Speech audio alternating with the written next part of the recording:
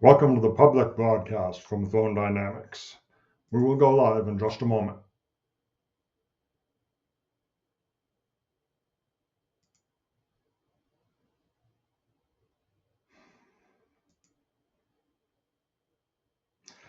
I'm Ivan Phone, Chief Executive Manager and founder of Phone Dynamics, otherwise known as the company.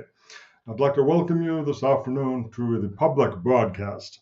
And we'll be covering a number of items today, discussing some evolution in the broader non-cooperative environment in which we operate, and provide you with some other important updates on the work of the company and what we're doing. Today we're going to cover the capture of militant initiative, the shift of that initiative from the left to the right, not just in the United States or Western nations, but across the world as well. Some critical exhortations for you in this time. We'll talk about the company event that's taking place in Ohio next Saturday, that's open to the public, an update on our interrogation resistance education, and then the normal question from the public, and exhortation from the executive cadre. Now, the work of the company first is important to understand in our concept and our context. We are a non-state actor with a fourth generation warfare focus in this age of militants, the early days of the Third World War. We have a number of projects that we bring forward, and we're responsible for the movement, for the training of leaders within that movement, faction leaders, faction officers. We produce a Substack, we produce other content for you to help keep you informed, to give you hope based on truth, and to play a leading role and fulfill what we refer to as our duty of the state. Now, to begin this afternoon, let's talk about militant initiative capture. And the first thing to understand here about militant initiative is we're referring to this seemingly dominant march of inexorable leftist progress that's been the case for quite some time, virtually since the last generation or so. We've seen our schools, we've seen our policies, we've seen our politicians, our parliaments, and our companies infected with what Elon Musk quite accurately terms the woke mind virus. We've seen the cancellation of people on the right. We've seen the deplatforming. We've seen lawfare attacks on candidates and individuals. We've seen aborted social events such as the January 6th March on the Capitol, which is rather facetiously termed an insurrection, even though there was no actual impact on the governance trajectory of the nation. But most importantly, it's important to understand this concept of cyclical change, resistance to it, and how those interplay. Now, nothing is static, and as all of us will observe, this concept of a pendulum that swings back and forth is very important, that once it starts to reach its apex, there's a moment where it's motionless, but that's not a static moment. The continuous swing, that pulse and breath of life, of affairs and events, is continuous, and it's also inevitable. The left has lost the initiative. If you look at the United Kingdom, you see that taking place with riots over uncontrolled migration and demographic changes to the natural born population.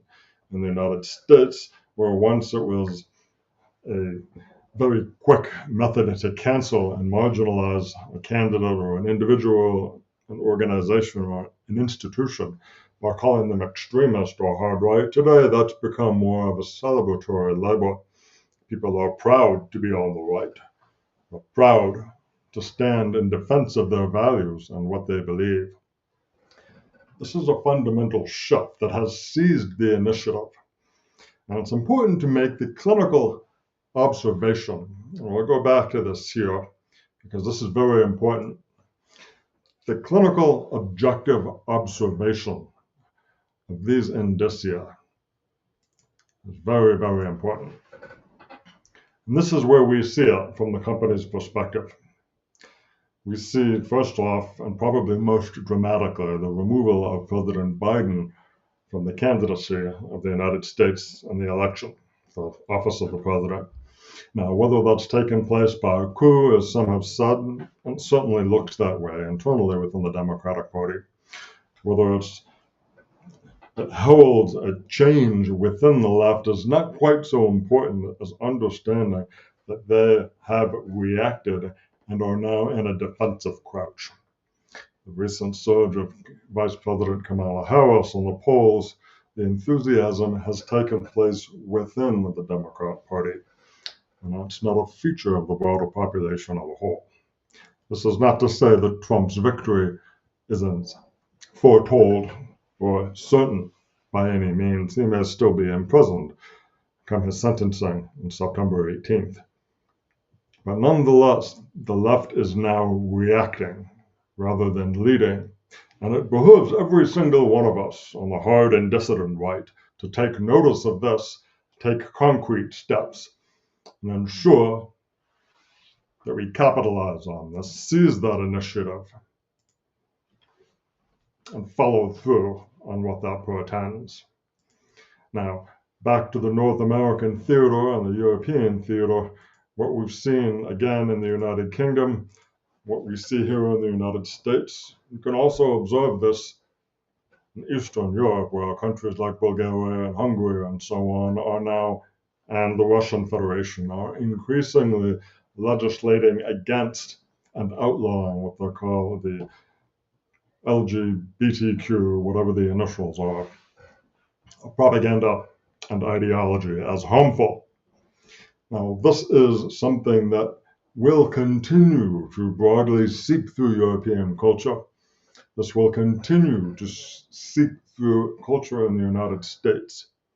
And again, you have the responsibility and the duty to take heart from this, to recognize clinically the actual events, the actual changes on the ground, observe the fear on the left. The whole cry of Trump is a threat to our democracy is often castigated and made fun of. But from their perspective, that's very true. Now, I'm not here to debate and discuss whether Trump is or is not a threat to democracy. That's not the point. The point is that they feel threatened. They do not feel victorious. All of the hue and cry over Agenda 2025, again, is a sign not that they have a preferred policy, but that they feel under assault and they're terrified that there is a rollback taking place. It is. You bear a part of that. You bear a responsibility to accelerate that, to protect it, to advance it. Now, moving on, let's talk a bit about some critical exhortations from the company to you. Now, on Substack, ivanthron.substack.com, we're going to walk you through briefly some reflection on the kinetic nature of things. Now, today, when people speak of kinetics, they typically use it in a military context. So kinetic action, kinetic impact, kinetic activity. But kinetics really is the study of motion and of movement and of things affected by that. Building from a recognition of the shift in initiative from the left to the right, and the objective and clinical observation of where that movement is taking place. Now engage in kinetic reflections. Very important to understand that these things are real. They are taking place. Black pill cynicism, the meme that nothing ever happens, all of that is a drag and a slow on the survival, the momentum, and the triumph of your interests, your people, your culture, and your civilization itself. Now, moving on Substack, and again, you can find this there, ivanthron.substack.com. I talk there about baby war steps, and there's important advice that I wish to reiterate for you today with respect to what you can do based on some of your generational context. Now, first off and most important, because they do represent the future, are the young fighting age males. of the current generation of men in their 20s. You have a responsibility and a duty to fortify, strengthen, and build yourself into a human being that are capable of sustaining the state, of sustaining your nation, are two different things. Your people and your culture. The two most important things you can do are to train. Weights, fight clubs, all of these physical activities to train your mind, to train your spirit into endurance. And that, combined with networking, the most powerful thing that you can bring to bear today to solidify your advancement, to protect your future, and to build the alliances, the friendships, the relationships that will sustain that advancement going forward. Now, for our householders or family men in their 30s, perhaps their 40s, you must educate yourself and become an autodidact. You must look at history, what's been told to you, what's been taught to you, and recognize that most of that is a lie. You bear the responsibility to dig deeper, to look beyond the public facade of narratives, to look beyond the convenient or casual conspiracy theories that are put in front of you, to do the research, look for source material. There's an important concept called the Gell-Mann amnesia effect. Very simply, let's say you're a physician and you're reading a newspaper article about surgery, and it makes this declaration, offers these analyses, provides these statements. And as a trained physician, you will read this. So this is not accurate. This is just simply not true. It's not real. It doesn't happen that way. And this has never been the case. Stupid. You turn the page. And then as a physician, you're reading an article on economics. You think, oh, that's fascinating. That's very interesting. I'll have to remember that. This makes sense. That's true. It's just as foolish, just as stupid, and just as filled with lies as what you had just dismissed, but you forget. That's the amnesia, or the Gell-Mann amnesia effect. And once you understand this, that even history, when written supposedly objectively, is filled with the same nonsense, and you learn to clinically observe and spot when the writer shifts from clinical observation into opinion or preferred narrative, what's sometimes called the received wisdom or the accepted story of things. Don't do that yourself. Never accept the story. Look at received wisdom with a very skeptical eye and take the time to educate yourself and learn what truly happened. You'll have to analyze personalities, you'll have to read biographies, you'll have to examine timelines of history, contrast them, overlay them, and find out what really happened. Then you will have the ability to see what's coming next.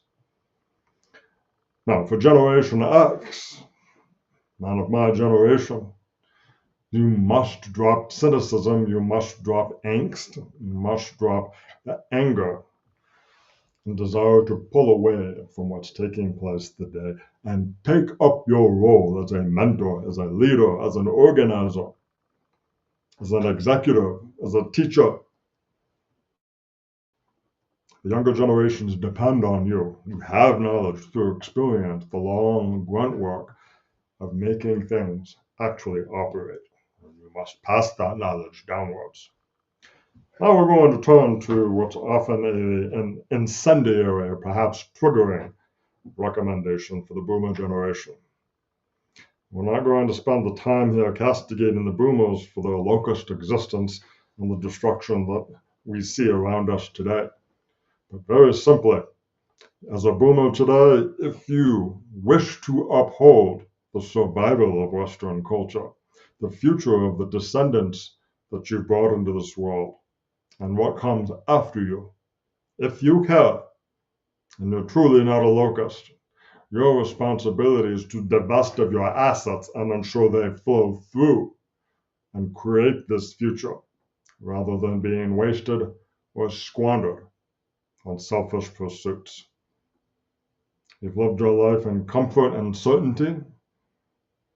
That has desecrated, destroyed, and bankrupted the nation. It is time for you to earn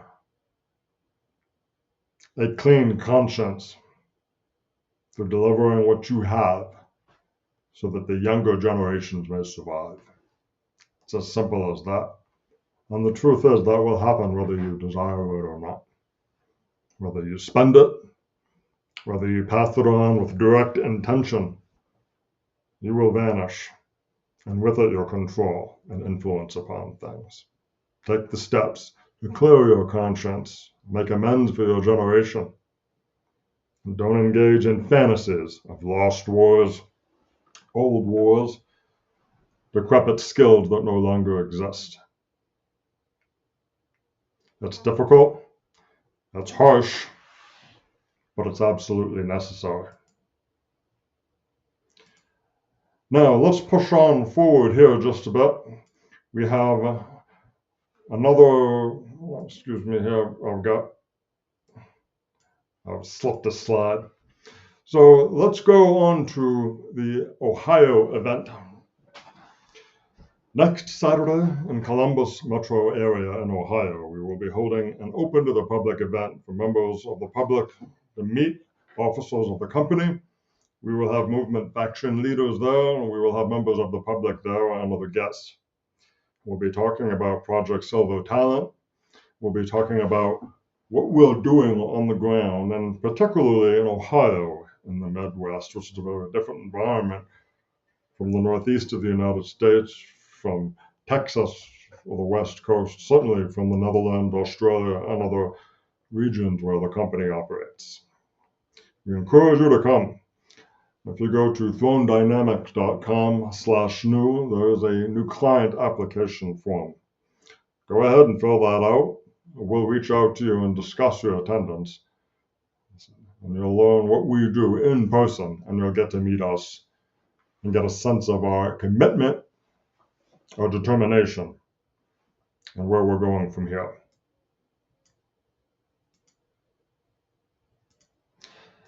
Now, a quick update on interrogation resistance education.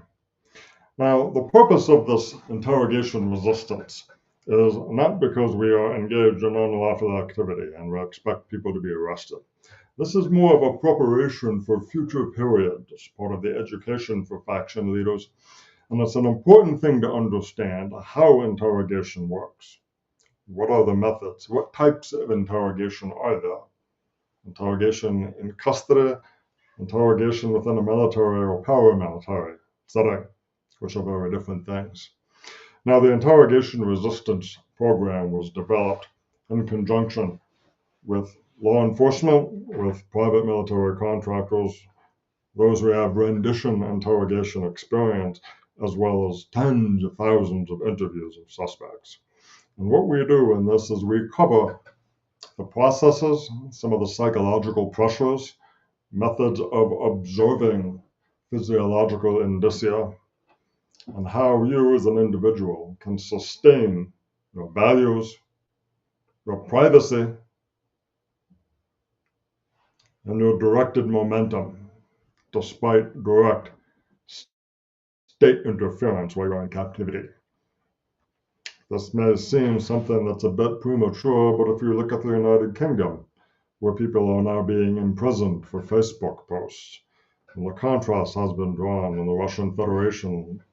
I believe it's about 400 people have been arrested in the last year for social media posts, where it's nearly 10 times that number in the United Kingdom alone.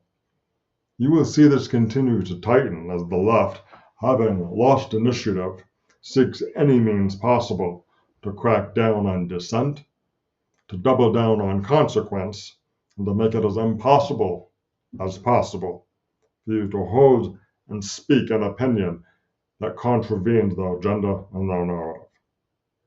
We'll have more on that interrogation resistance program as it's released. Right now, it's about to enter into quality assurance with the company ahead of that release to the public. Now, we've got a fairly brief broadcast today. I want to move directly into the public questions that we've got. The first one is, where does the company see things headed in the next several years? It looks more and more like things are simply getting worse.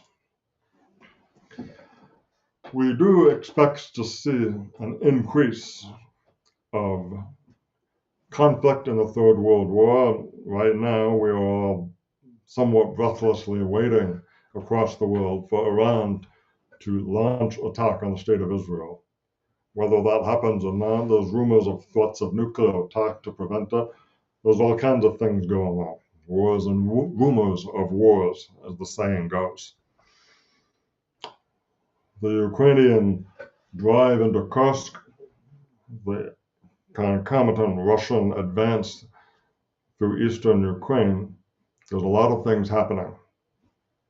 The Chinese Premier, President Xi, recently announced, somewhat surprisingly, that class warfare was a leftist error. Well, that's about as gentle as a repudiation of Marxism itself that can be made. We're going to see more transformation. We're going to see more changes. Whether nuclear missiles from NATO will be stationed in Germany again, it's another indicia of heating up at theaters in the Third World War. Will Donald Trump be imprisoned in September ahead of the election? What will be the outcomes of this? Regardless of the theater, regardless of the venue, regardless of the context, we do not expect peace to break out anytime soon. Now, perhaps somewhat amusingly, but quite correctly, the other day the company was described as, what you're doing is you are monetizing the revolution. That's not inaccurate. And in response, we said, and our market conditions are sublime, and they will continue to get better over the next generation. We bear duty of the state and to monetize the revolution, as we said, in accordance with company doctrine, with Project Silver Talent, with the other work of the company, building the movement, the factions, and the executive cadre. Our acquisition of critical continuity assets, such as agriculture, armaments, water, power, trash handling, all of these things, and installation of hard right owner-operators. That's what Project Silver Talent is all about. These continue apace. We continue to bring in economic and legal policy expertise, because the duty of the state is not about selling a product. It's about upholding all of the bits of civilization that keep it together and keep it alive. And we are very proud to be on the hard right, to deliver this on behalf of our people, and to ensure that absolute victory is directly ahead. Now, next question. This is kind of a fun one. All this talk of hierarchy and order in your logo and militant language just sounds like you guys are Christian Nazis. What are you really trying to do here with all of this stuff? The most important thing to understand here is that all of us in the company, the cadre, and the movement, our officers, our faction leaders, we operate off of the demand of conscience. When we see open evil, as we witness injustice, as we recognize the malfeasance and rot and crimes committed by officers and executives of the state, and as we observe clinically the indicia of collapsing culture, of communities and civilization, our conscience cries out to us to act. Action, to be effective in this age of militant, with everything that's happened, demands concerted action. That means in concert with others. Loners die and armies win. It's a very important thing to understand. But a mob is not useful. We bring long family history of counsel to rulers over many hundreds of years. It's an institutional knowledge we possess. Our martial training delivers specific insights and understandings of strategy, penetration through gaps, establishment and transition of power. And finally, our enterprise senior leadership experience in Fortune 100 companies provides us with the expertise to manage and to lead with very severe competence at a high level. We're not seeking to achieve one thing. We're seeking to achieve very broad, very grand, and very deep prerogatives, goals. We are accountable for them. When we speak of hierarchy, order, and beauty, they are driven by conscience, freedom, and dignity. We will not violate our conscience, either by partaking in evil or standing by and permitting it. Freedom must be fought for, and we will do that on our behalf and on behalf of those we serve. And dignity is the birthright of every human being, if he is able to secure it and is willing to uphold it. Our path to this is fealty, and cruelty, and majesty. And again, today is not the day, not on this broadcast, for a very deep definition of those things, but that's available on the Substack. Go and look. Understand what we do, why we do it, and that will answer your question. Now, here's the next question: is what qualifications are you looking for in people to be considered for some kind of role in Project Silver Talent? Now, Project Silver Talent bears a little bit of explanation here. I mentioned that it has to do with the acquisition, merger of critical continuity assets. What are critical continuity things? What is critical continuity? Now, business continuity is a very important concept when you're working with enterprise efforts, enterprise assets, and resources. And it's the idea that if there is a sudden change in the operating environment, if there's a sudden change within the enterprise itself, things must continue.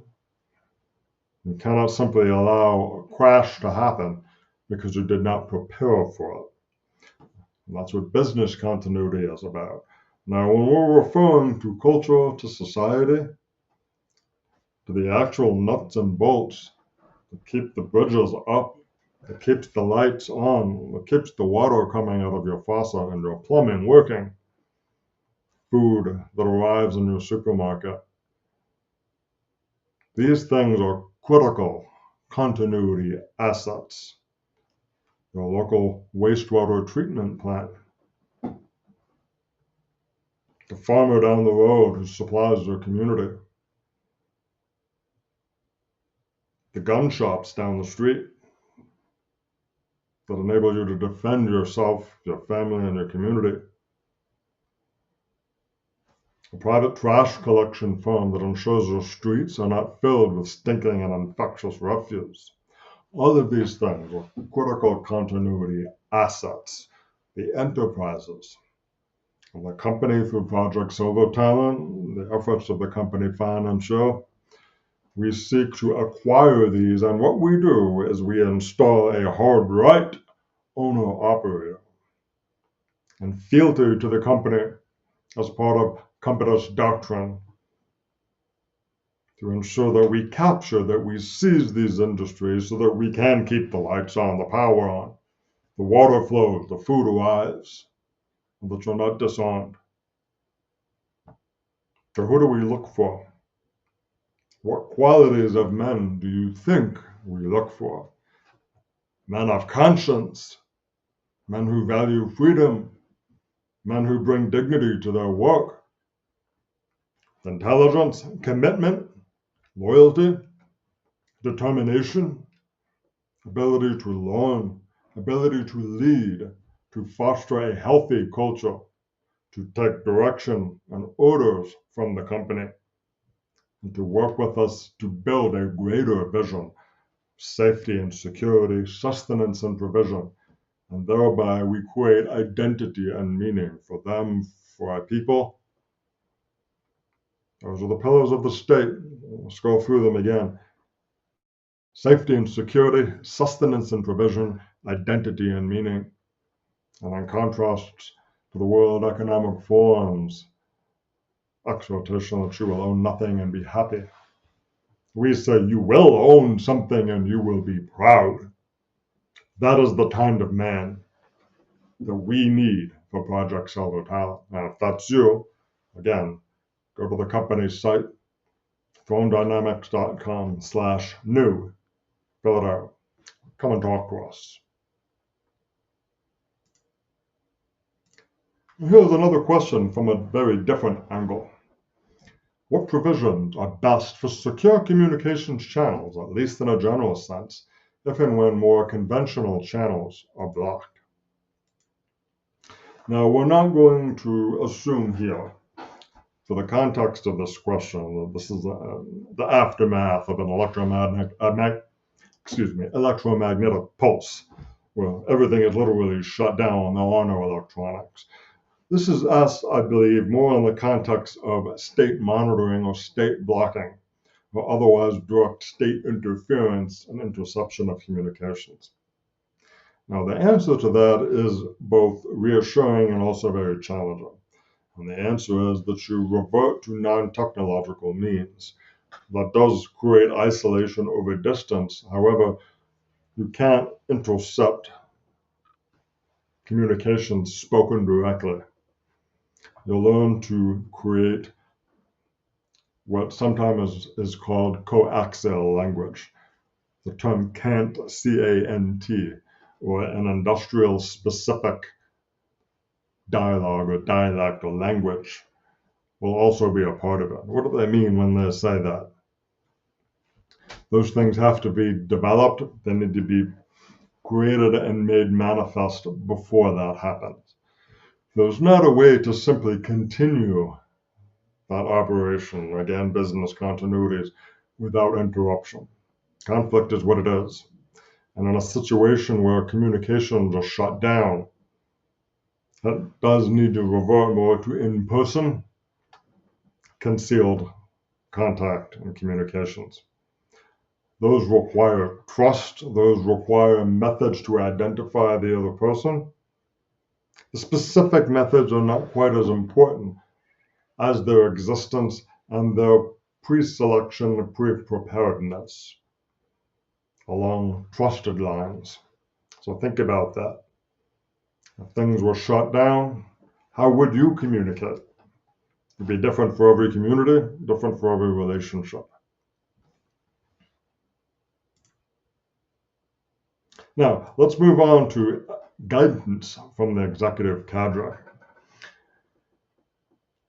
These are coming in from members of the executive cadre. We had a meeting earlier this afternoon with roughly 24 people, faction leaders, faction officers, the company financier was there, as well as a special guest, the author of the Tree of Woe Substack.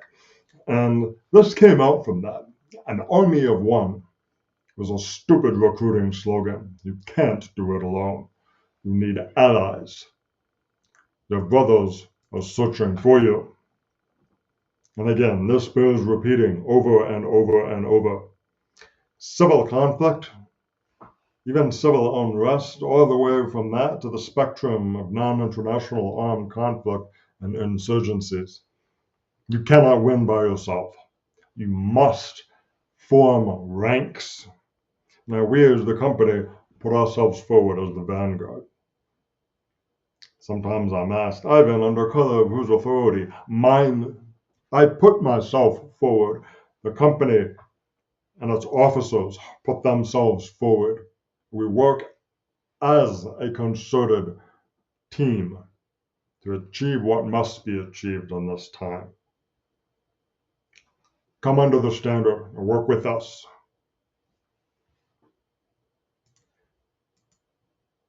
The next exhortation or guidance from the cadre, again, your brothers look just as hard for you. I can't emphasize enough how lonely and hungry for community and belonging people are right now. Provide this, and men will follow you.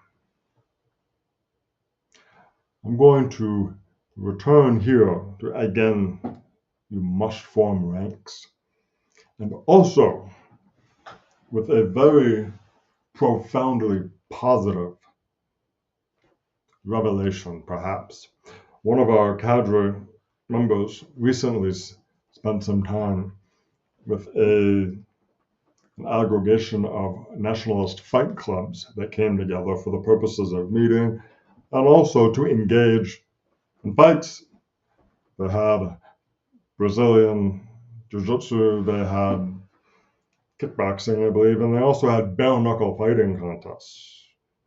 He came back, black eyes, split lips, full of joy at the relationships built, at the sincerity of the men, the good fellowship. And again, we're talking about fighting age males, right?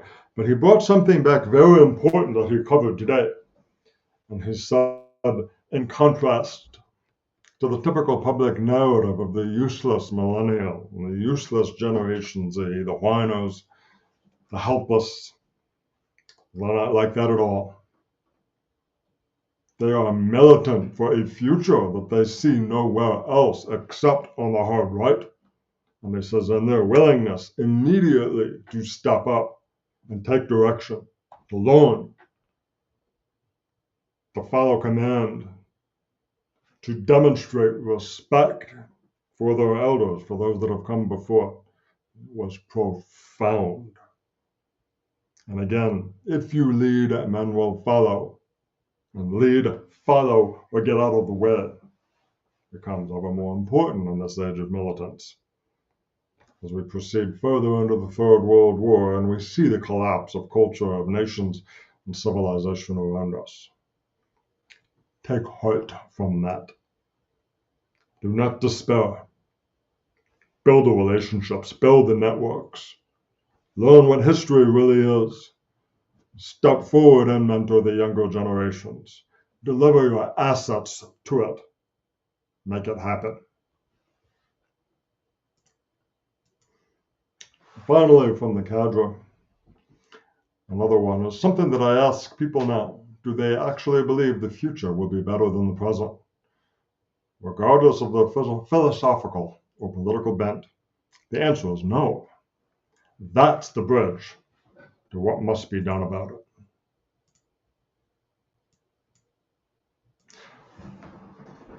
It's very difficult, even in the best of times, to engage strangers, friends, family, colleagues, partners with frank and clinically cruel discussion of where things are headed, where they are now, and what they think the prospects are. And it's not just a question of normalcy bias, that they think everything is fine and that nothing ever happens.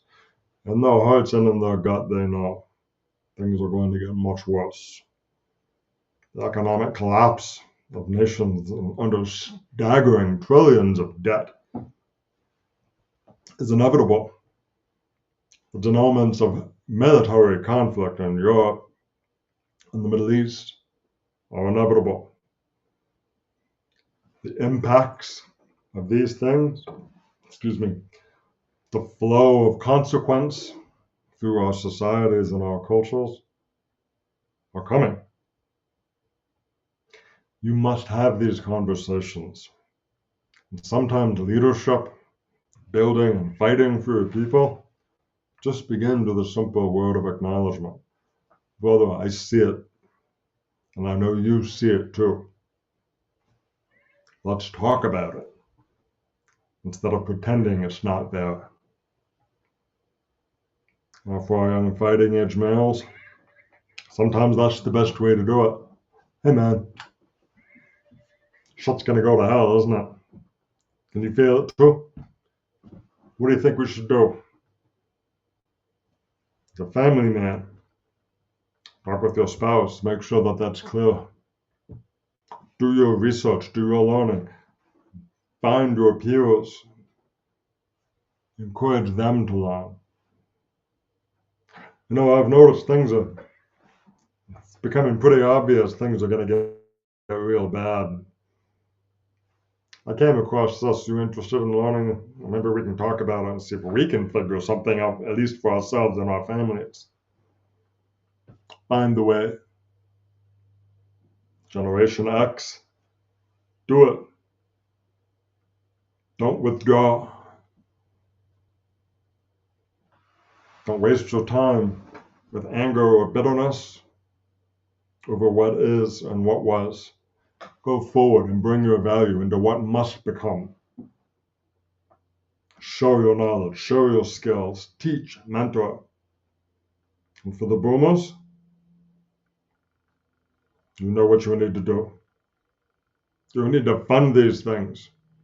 You need to not be selfish. You need to make amends as a generation. And put yourself forward. Now, not all boomers. Yes, of course.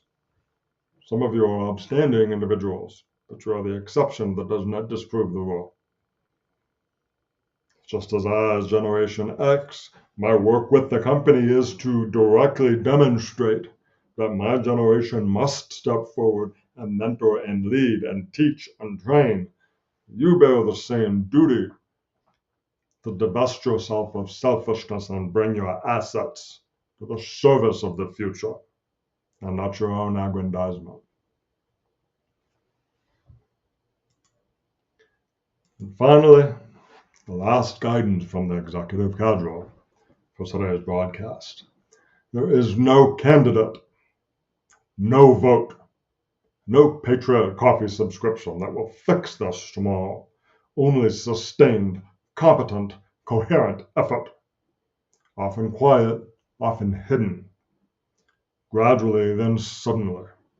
Do not let hesitation make you regret failing to join such efforts for 100 tomorrows from now when they stride forth openly. Gentlemen, get in on the ground floor. You must build, you must fight, and you must lead. Some of you can do it openly. The company, of course, steps forward as the vanguard without apology, without shame, without restraint, and without apology. And we do this as the vanguard to blaze the trail and create a wake behind which you may follow with more safety, more certainty. That's why Project Silver Talent exists. That's why the movement and the faction leaders and their officers exist. Do not delay. Do not hesitate. And above all things, do not be afraid. An important thing to understand about fear and bravery here. Bravery is not the absence of fear. It's doing it anyway. So there's really no difference, if you think about it, between fake bravery and real bravery, as long as the task is done, the duty is fulfilled, and the mission is accomplished. Don't think that you need to be fearless. Just know that you need to do it. That's our broadcast for today. I'm Ivan Throne, Chief Executive Manager of the company. We encourage you to join the movement. Take heart and get up and walk.